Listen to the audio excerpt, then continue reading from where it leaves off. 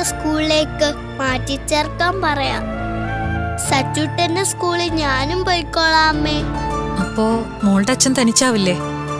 അതിനച്ഛൻ അമ്മയുണ്ടല്ലോ.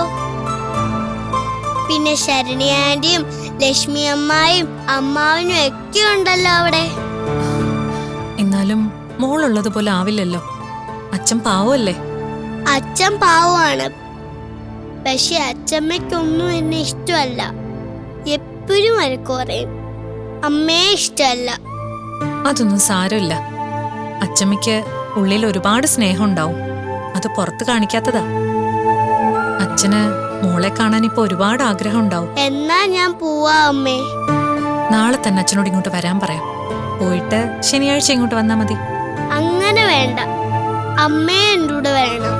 നമുക്ക് ഒരുമിച്ച് പോവാം.